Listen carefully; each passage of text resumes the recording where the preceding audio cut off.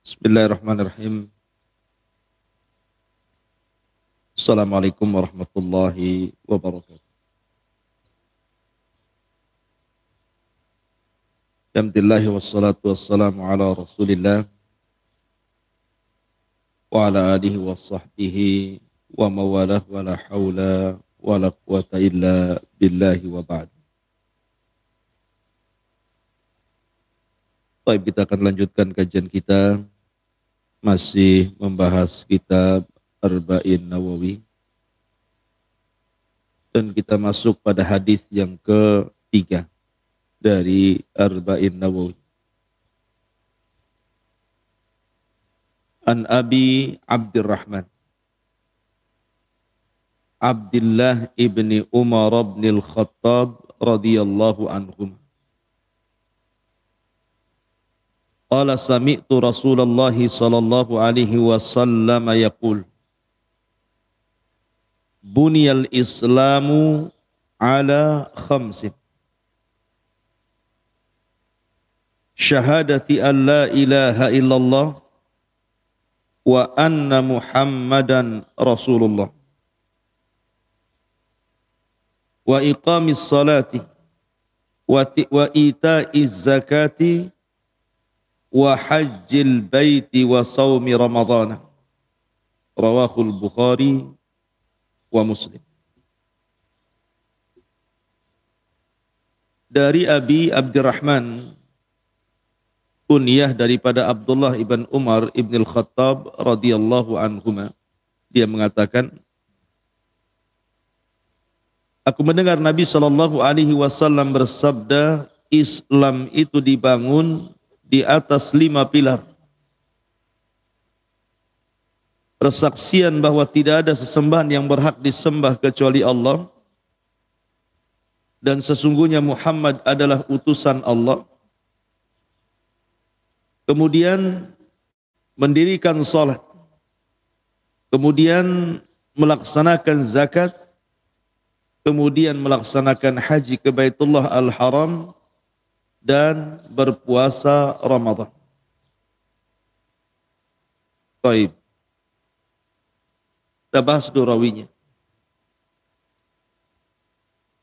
Abi Abdurrahman Abdullah ibn Umar radhiyallahu an, ia adalah seorang muhadditsun faqih, seorang ahli hadis dan orang yang sangat cerdas, dan dia pun termasuk daripada sahabat Nabi sallallahu alaihi wasallam walaupun sigar as-sahabah. Jadi ketika berjumpa dengan Rasul, dia masih kecil. Karena Abdullah ibn Umar radhiyallahu anhuma itu masuk Islam sebelum balik. Sehingga ketika terjadi perang Badar, usianya belum sampai 15 tahun dia sudah daftar. Tapi ditolak oleh Nabi sallallahu alaihi wasallam. Kemudian dalam perang Uhud juga ditolak oleh Nabi sallallahu alaihi wasallam. Baru kemudian perang Khandaq, perang Ahzab, diizinkan Nabi sallallahu alaihi wasallam untuk terlibat perang. Menunjukkan bahwa Rasul pun tidak sembarang memasukkan orang ke pasukan kan. Dilihat dulu. Kalau belum balik, enggak dilibatkan perang. Kalau sudah balik baru dilibatkan perang. Lah Abdullah ibn Umar radhiyallahu an adalah salah satu daripada sahabat yang paling banyak meriwayatkan hadis. Ada yang mengatakan kedua setelah Abu Hurairah radhiyallahu anhu. Dia banyak meriwayatkan hadis Nabi sallallahu alaihi wasallam dan dia termasuk dari Abadilah. Abadilah itu ada 4 orang, di mana semua fatwa kembali kepada Abadilah itu. Disebut Abadilah itu maksudnya karena diawali namanya dengan kata-kata Abdullah. Dan ada 4 Abdullah yang hidup sezaman, semua fatwa kembali kepada mereka. Pertama Abdullah ibn Umar, yang kedua Abdullah ibn Abbas, yang ketiga Abdullah ibn Zubair, dan yang keempat Abdullah ibn Amr ibn As radhiyallahu anhu. Inilah 4 Abdullah yang disebut dengan Abadilah. Semua fatwa kembali kepada 4 orang ini, karena mereka hidup satu zaman. Saya ulangi, Abdullah ibn Umar, Abdullah ibn Abbas, Abdullah ibn Zubair, Abdullah ibn Amr ibn As radhiyallahu anhu. Mereka disebut Abadilah. Orang-orang yang dimulai namanya dengan Abdullah, di mana semua fatwa bermuara kepada 4 orang ini. Ma'asyiral muslimin yang dimuliakan Allah Azza wa Jalla. Dan Abdullah ibn Umar radhiyallahu an terkenal orang yang paling meniru sirah Nabi sallallahu alaihi wasallam. Bahkan berusaha mencontoh segala sesuatu yang dilakukan Nabi. Sampai-sampai orang-orang menganggapnya terlampau hulu di dalam mengikuti Nabi sallallahu alaihi wasallam. Karena sampai ke bekas kencingnya saja. Jadi umpamanya Rasul berhenti di sebuah pohon, kemudian kencing di situ. Maka Abdullah ibn Umar pun kalau lewat di situ, mesti dia sempatkan kencing di situ. Alasannya apa? Karena Rasul kencing di sini. Sampai masalah-masalah kencing saya ditiru. Sampai saat tempat-tempat kencingnya dia di situ, ya di situ. Makanya sampai orang mengatakan, seperti itulah Abdullah bin Umar itu meniru Nabi. Pakaiannya, warna pakaiannya, dan begitu seterusnya. Sehingga dia terkenal orang yang paling meniru Nabi SAW. Dan dia adalah kiblat bagi para thalabatul hadis, khususnya di kota Madinah. Karena dia mufti Madinah. Dan bukan hanya itu saja, Abdullah ibn Umar radhiyallahu anhuma, dia banyak mengikuti peperangan bersama Nabi sallallahu alaihi wasallam. Bahkan setelah wafatnya Nabi sallallahu alaihi wasallam, dia terlibat dalam Futuhatus Syam. Futuhatus Syam membebaskan di kota-kota di Syam, di Irak, di Persia, di Mesir, di Afrika, dan begitu seterusnya. Bahkan ketika terbunuhnya Utsman ibn Affan radhiyallahu an, kemudian wafatnya Yazid ibn Muawiyah, maka Ibnu Umar radhiyallahu an pun adalah orang yang tidak mau terlibat dalam permasalahan antara Ali dan Muawiyah. Jadi Abdullah bin Umar itu orang yang paling jauh dari fitnah. Dia nggak mau. Dia tidak memihak Ali, dia tidak memihak Muawiyah. Dia kemudian keluar dari fitnah perpolitikan. Jadi dia betul-betul menghabiskan waktunya hanya untuk mengajar di Masjid Nabawi. Karena ketika ada 4 anak khalifah, 4 anak sahabat Rasul, 4-empatnya duduk di sekitar Ka'bah. Di situ ada Abdul Malik ibn Marwan. Di situ ada Abdullah ibn Zubair. Di situ ada Urwah ibn Zubair. Di situ ada Abdullah ibn Umar radhiyallahu anhum. 4 orang ini, namanya anak muda, masih muda, berbincang-bincang di sekitar Ka'bah soal cita-cita. Kira-kira kalian ini kalau sudah besar mau apa gitu ya? Maka Abdullah ibn Zubair mengatakan, saya ingin menjadi penguasa Hijaz. Kemudian Abdul Malik ibn Marwan mengatakan, saya ingin menjadi penguasa bukan hanya Hijaz, tapi kaum muslimin semuanya. Tapi Urwah mengatakan, saya ingin jadi ulama. Semua dikabulkan.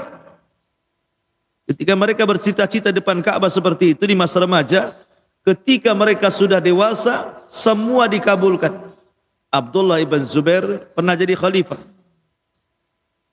Di zaman siapa? Di zaman ketika Muawiyah ibn Yazid ibn Muawiyah tidak berhasrat berkuasa, meneruskan kekuasaan Yazid. Akhirnya dari Madinah Abdullah bin Zubair mengumumkan baiat.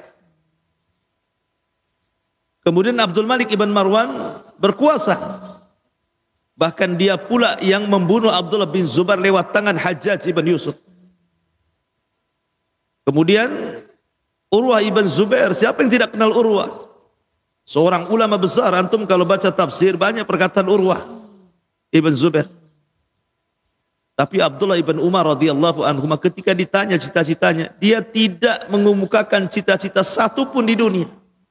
Tidak ingin menjadi khalifah, tidak pula ingin menjadi ulama, tidak ingin menjadi penguasa dan pengusaha. Dia hanya mengatakan atamanna atau tamannaitu an adkhulal jannah. Cita-citaku hanya ingin masuk surga. Itu saja. Cita-cita ingin masuk surga. 3 sahabat sudah dikabulkan. Tinggal Abdullah ibn Umar. Masalahnya cita-citanya bukan di dunia, tapi di akhirat ingin masuk surga. Lah Abdullah ibn Umar radhiyallahu anhu terkenal rajin ibadah. Terutama qiyamul lail, dia tidak pernah meninggalkan qiyamul lail. Ada sebabnya. Jadi dia suatu ketika bermimpi, diapit oleh 2 malaikat, dibawa ke neraka. Diperlihatkan kengerian neraka. Maka karena saking ngerinya dia melihat neraka, kemudian dia berdoa kepada Allah dalam mimpinya agar dia bukan termasuk penghuninya. Maka Allah katakan, anta lasta minhum, kamu bukan penghuni neraka. Kemudian Abdullah bin Umar dijauhkan dari neraka. Kemudian ketika hendak dia menceritakan mimpinya kepada Rasulullah, tidak berjumpa, maka dia berjumpa dengan Hafsah, saudarinya. Kemudian dikatakan, ya Hafsah, semalam aku bermimpi begini. Coba tanyakan kepada Rasulullah. Maka Hafsah istri Rasul akhirnya bercerita tentang mimpinya Abdullah bin Umar. Maka Nabi SAW mengatakan, ni'mar rajul Abdullah lau kana yusalli minal lail. Sebaik-baik orang adalah Abdullah, maksudnya Abdullah bin Umar, kalau seandainya dia mau sholat malam. Dia mendengar perkataan itu, maka sejak itu dia tidak pernah meninggalkan qiyamul lail sampai wafat. Masyarul muslimin yang dimuliakan, kalau soal sedekah jangan tanya. Abdullah bin Umar ini ahli sedekah. Suatu ketika untanya hilang. Untanya dicuri orang. Kemudian pencuri dan untanya ada di pasar. Dihabarkan kepada Abdullah bin Umar radhiyallahu anhu. Akhirnya Abdullah bin Umar datang dengan pembantunya ke pasar. Dan dari kejauhan dia melihat unta dan pencurinya. Tapi tiba-tiba Abdullah bin Umar kemudian balik lagi. Sehingga pembantunya mengatakan, wahai tuan, untamu di situ. Itu orang yang mencuri untamu tuh. Kenapa kau balik lagi? Kata Abdullah bin Umar radhiyallahu anhuma, biarkan saja. Aku tidak hendak mengambil unta itu di dunia. Aku hendak mengambil unta itu di akhirat. Kemudian dia pulang. Kira-kira nih, kalau antum punya mobil Avanza lah, curi orang, kemudian tampak pula dijodoh mobil antum sama pencurinya. Kira-kira balik nggak antum? Biarin aja lah, nanti saya ambil di akhirat. Nggak ada ceritanya. Yang adalah perpolisian. Artinya bahwa Abdullah bin Umar sampai seperti itu. Ulang lagi, dan jelas-jelas dia, untanya ada di depan dia, pencurinya ada depan dia, tapi dia mengatakan tidak. Biar aku ambil di akhirat unta itu. Bahkan suatu ketika dia membeli seorang budak wanita. Budak wanita ini pula cantik. Akhirnya kemudian dia berhasrat hendak menggauli perempuan ini. Tapi akhirnya tidak jadi. Dan dia pun mengatakan, anti hurratun liwajhillah. Kamu saya merdekakan karena Allah Azza wa Jalla. Ya, karena Abdullah ibn Umar radhiyallahu anhuma paling mengamalkan ayat lan tanalul birra hatta tunfiqu mimma tuhibbun. Kalian tidak mungkin sampai kepada level albir sampai menginfakkan apa yang kalian cintai. Abdullah ibn Umar itu kalau cinta kepada sesuatu langsung diinfakkan. Sampai ketika dia punya pembantu, pembantunya itu kemudian diculik. Diculik unta-untanya. Jadi dia mengirim seorang pembantu untuk berniaga. Supaya di tengah jalan dirampok. Dirampok itu orang-orangnya. Ya habislah semuanya. Tiba-tiba orang ini kemudian lepas dari ikatan rampok itu, kemudian menghadap Abdullah ibn Umar. Kemudian dia minta maaf dan mengatakan, wahai Tuan, unta dan daganganmu dirampok orang. Saya pun dirampok juga. Dan barangnya saja saya juga sama dirampok katanya. Tapi saya bisa lari dan bisa kabur. Kata Abdullah ibn Umar, kenapa kau kabur? Kenapa kau kabur dan datang kemari? Kau kan bisa kabur ke tempat lain. Kau tidak perlu datang lagi kemari, tidak mungkin ku cari. Katanya orang ini, wahai Ibnu Umar, tidak. Aku tidak akan meninggalkan diri, bukan aku cinta karena Allah Azza wa Jalla kepadaku. Kata Abdullah bin Umar, Allah, ini bahasa Arab. Betul kau cinta denganku karena Allah? Katanya pembantu yang mengatakan, iya. Kalau begitu, a'taqtuka liwajhillah. Memerdekakan kau karena wajah Allah, pergi kau dari sini. Jadi saking seringnya memerdekakan budak Abdullah bin Umar itu, sampai kata para ulama sejarah 1000 lebih budak pernah dimerdekakan Abdullah bin Umar. 1000 lebih. Bayangkan. Sementara harga budak itu bukan harga biasa, harga besar. Menunjukkan bagaimana ibadahnya, bagaimana kedermawanannya, bagaimana ilmunya sudah tidak dilakukan lagi karena dia seorang perawi hadis Nabi sallallahu alaihi wasallam. Ma'asyiral muslimin yang dimuliakan Allah Azza wa Jalla, intinya bahwa Abdullah bin Umar kemudian wafat pada tahun 74 Hijriah, ada mengatakan 73 Hijriah di Mekah. Kemudian Hajjaj ibn Yusuf yang menyolatinya, kemudian dikebumikan di Maqbarah Muhajirin di dekat Tua, dan ada yang mengatakan di tempat lain. Intinya bahwa radhiyallahu anhu wa radu'an. Itulah Abdullah Ibn Umar radhiyallahu an, banyak meriwayatkan hadis dari Nabi, dari Abu Bakar, dari Umar, dari Utsman, dari Abi Dzar, dari Muadz bin Jabal, dan juga mengambil hadis dari Aisyah radhiyallahu anha, dari Ali, dari Bilal, dari Abdullah bin Mas'ud, dari Hafsah, ya, dari Abi Lubabah al-Ansari, dan banyak sekali guru-gurunya dari kibarus sahabat. Sahabat-sahabat yang sangat mumpuni di zamannya dan lebih tua usianya atau seniornya. Dan juga murid-muridnya banyak. Di antaranya Abdullah bin Abbas mengambil hadis dari Abdullah bin Umar. Jabir bin Abdullah mengambil hadis dari Abdullah bin Umar. Ibn Abu Salamah ibn Abdurrahman. Kemudian Mus'ab ibn Sa'ad ibn Abi Waqqas. Termasuk juga Sa'id ibn al-Musayyib, pemimpin para tabi'in, yang menikah dengan salah satu putri Abu Hurairah radhiyallahu an, Sa'id ibn Musayyab. Itu juga mengambil hadis dari Abdullah ibn Umar radhiyallahu anhuma. Belum lagi Nafi, Salim, Hamzah, dan banyak sekali sahabat yang di bawahnya yang mengambil hadis dari Abdullah ibn Umar radhiyallahu anhu. Salah satu hadis yang kita bahas adalah hadis yang tercantum dalam Arba'in Nawawi pada nomor urut hadis yang ketiga. Buniyal Islam ala khamsin. Dibangun Islam itu di atas 5 pilar. Di sini ada thariqah mengajar ikhwan.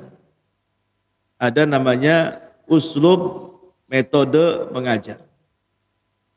Nabi itu biasanya kalau menyebutkan sesuatu yang berbilang, yang ada rinciannya 1, 2, 3, 4, 5 gitu. Maka Nabi SAW akan menyebut angkanya dulu, baru rinciannya. Begitulah seorang pendidik. Kalau antum menghafalkan anak antum rukun iman, jangan langsung disebutkan nak rukun iman itu 1 beriman kepada Allah, 2 beriman kepada malaikat Allah, 3, bukan begitu cara mengajar. Sini nak, rukun iman itu ada 6, simpan 6 di otakmu. Jadi sebutkan angkanya dulu. Rukun iman ada berapa nak? Ada 6, simpan 6 ini. Baru sudah tersimpan angka 6 ini, baru dirinci sama kita. 1, 2, 3, 4, 5, 6. Begitu teori Nabi SAW kalau mengajar para sahabat, maka disebutkan angkanya dulu, baru kemudian rinciannya. Dan juga ini thariqah Al-Quran. Ingat kita ketika membahas surah Al-Baqarah, ketika Allah Subhanahu wa taala menceritakan tentang kisah permulaan panggilan kepada Bani Israel. Ya Bani Israel, udhkuru ni'mati allati an'amtu alaikum, dan terus begitu seterusnya. Panggilan Bani Israel di permulaan itu 2 panggilan. Panggilan yang pertama menjelaskan secara global tentang Bani Israel. Panggilan yang kedua menceritakan secara rinci. Artinya bahwa Quran mengajarkan, thariqah mengajar, sebutkan globalnya dulu baru rinciannya, gitu maksudnya. Nah, di sini juga sama. Bunyal Islam ala khamsin. Islam itu dibangun di atas 5 pilar. Tempel 5 ini supaya mudah diingat. Baru rinciannya apa itu 5. Syahadati an la ilaha illallah wa anna Muhammadan Rasulullah. Persaksian bahwa tidak ada sesembahan yang berhak disembah kecuali Allah, dan ini artinya tauhid. La ilaha illallah. Kalimat yang sangat agung, miftahul jannah, kuncinya surga. Bahkan kunci orang masuk Islam. Bahkan la ilaha illallah adalah kalimat yang didakwahkan seluruh para nabi dan rasul. Bahkan di akhir zaman tidak ada kalimat yang lebih manfaat kecuali la ilaha illallah. Sebagaimana hadis Hudzaifah bin Yaman, ketika Al-Quranul Karim diangkat dalam 1 malam dan tidak ada lagi Al-Quran di permukaan bumi. Ketika Al-Quran kemudian diangkat di dada-dada kaum muslimin sehingga tidak ada satu pun yang hafal 1 ayat pun dalam Al-Quran. Tetapi orang-orang tua mereka menghafal kalimat la ilaha illallah. Bukan karena mereka belajar, tapi mereka mendengar nenek moyang mereka mengatakan la ilaha illallah, maka mereka pun ikut mengucapkannya. Akhirnya ditanyakan kepada Hudzaifah bin Yaman, apakah la ilaha illallah yang diucapkan oleh umat akhir zaman? Mereka mengucap bukan karena belajar, tapi mereka mengucap karena diucapkan nenek moyang mereka. Mereka mendengar begitu, maka mereka pun mengucap begitu. Apakah la ilaha illallahnya bermanfaat bagi mereka di akhirat, wahai Hudzaifah? Kata Hudzaifah, ya tunjihum bila ilaha illallah. Allah selamatkan mereka dengan la ilaha illallah. Artinya kalimat la ilaha illallah kalimat luar biasa. Makanya hadis bitaqah itu, hadis kartu sakti, ketika seseorang di dunia tidak pernah beramal soleh, nggak pernah sujud, nggak pernah ruku, nggak pernah sedekah, nggak pernah beramal soleh, hidupnya maksiat saja, tapi sebelum meninggal dia mengucapkan la ilaha illallah, kemudian didatangkan di hadapan Allah, kemudian didatangkan catatannya 99 catatan. Kemudian kata Allah, ambil 1 catatan, bentangkan di hadapanku. Rupanya 1 catatan saja dibentangkan sejauh mata memandang. Kayak antum beli, belanja di mall, kemudian keluar struknya itu dari mesinnya itu, sejauh mata memandang. Berapa banyak barang yang antum ambil tuh? struknya keluar dulu, sejauh mata memandang. Berarti antum borong sak mal-malnya. Kalau struknya saja sejauh mata memandang gitu ya. Jadi satu sijilat saja itu sejauh mata memandang, artinya itu semua kesalahan dia. 1, 2, 3 kesalahan dia berzina, dia begini. Sejauh mata memandang. Ini baru 1, belum 98 itu belum dibuka lagi. Baru 1 saja dia. Down lah dia. Karena semua kebaikannya, kejahatannya segitu banyak gitu ya. Jika ketika Allah tawarkan, adakah kebaikan? Dia mengatakan, seandainya pun ada kebaikan, apalah kebaikan itu dengan kejahatan segini banyaknya ya Allah. Akhirnya kemudian Allah subhanahu wa ta'ala keluarkan kartu saktinya. Kenapa? Karena dia pernah mengucapkan la ilaha illallah. Keluarkan kartu sakti, tulisan la ilaha illallah. Kemudian diletakkan di neraca dan 99 dosanya, catatan dosanya diletakkan di neraca satunya. Malat bihinna la ilaha illallah, tasat bihinna la ilaha illallah. Tiba-tiba la ilaha illallah memberatkan timbangan dia. Padahal dia tidak pernah beramal soleh, tapi dia tutup hidupnya dengan la ilaha illallah. Ya, menunjukkan Islam itu apa? Menggugurkan dosa-dosa sebelum Islam. Sebagaimana taubat juga menggugurkan dosa sebelum taubat. Wa anna Muhammadar Rasulullah. Kemudian persaksian bahwa Muhammadlah utusan Allah. Arkan rukun beriman kepada Nabi SAW ada berapa? Ada 4. Pertama, tasdiquhu fima akhbar. Yang kedua, ta'atuhu fima amar. Yang ketiga, wajtinabu manha anhu wajazar. Yang keempat, wa ala na'bud illa bima syara. Ini disebut arkan rukun beriman kepada Rasulullah. Pertama, membenarkan apapun yang dihabarkan Rasul masuk di akal atau tidak, diketahui hikmahnya atau tidak. Yang jelas Rasul mengatakan sesuatu sami'na wa ata'na. Karena kita harus membenarkan apapun kabar yang dibawa Nabi. Karena terkadang Nabi ini menghabarkan sesuatu yang belum terjadi, atau menghabarkan sesuatu yang di luar nalar manusia, atau menghabarkan sesuatu yang tidak diketahui hikmahnya. Diketahui hikmahnya atau tidak, masuk nalar ataupun tidak masuk nalar, telah terjadi atau belum terjadi, pokoknya kita katakan sadaqna. Kita katakan benar ucapan Nabi SAW. Kemudian yang kedua, ta'atuhu fima amar, berusaha melaksanakan perintah. Tidak ada manusia segesit sahabat ketika menjalankan perintah. Nabi itu kalau memerintahkan sebuah perintah, mereka berlomba-lomba untuk melaksanakannya.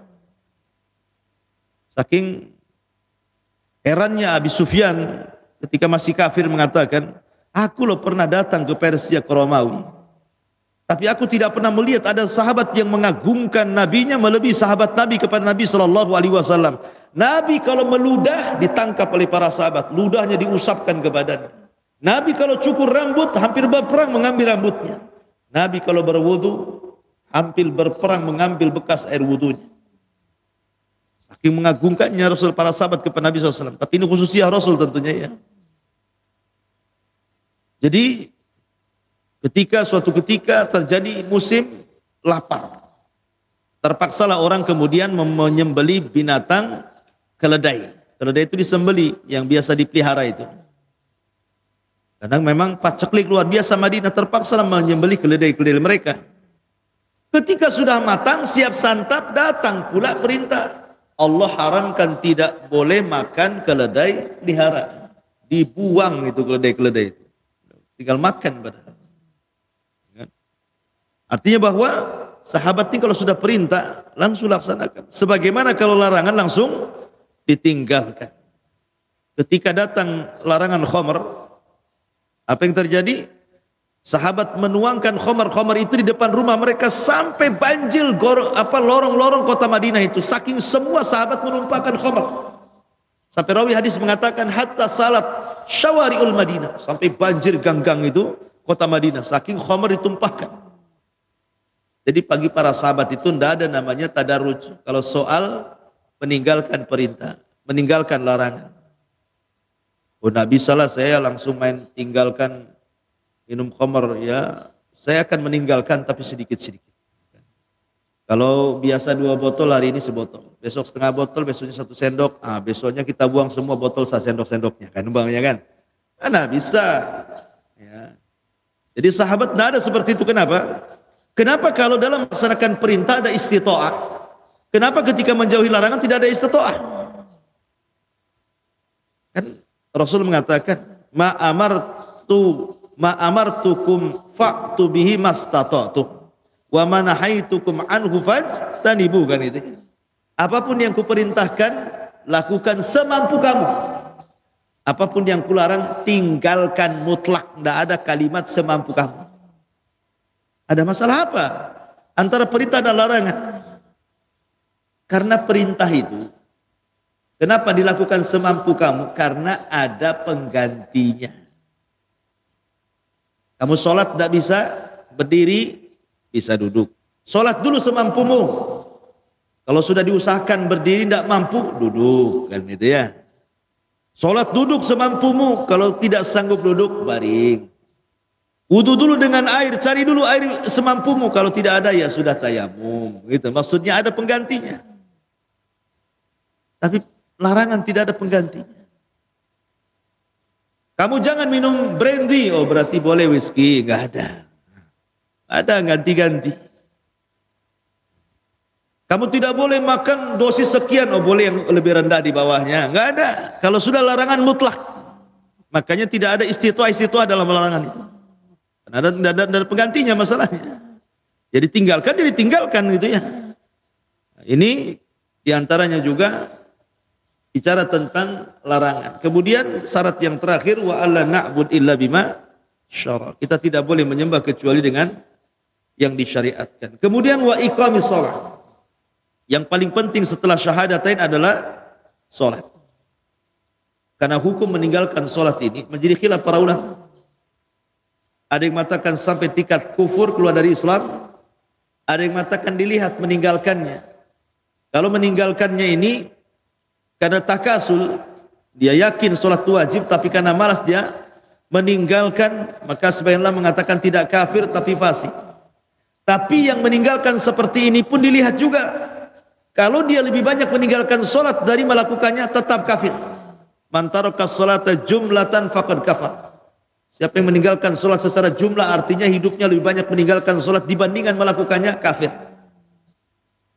Yang jadi khilaf itu kalau sekali-kali meninggalkan sholat. Tapi dia sering sholat dalam satu hari itu, ya 5-4 waktu itu rajin.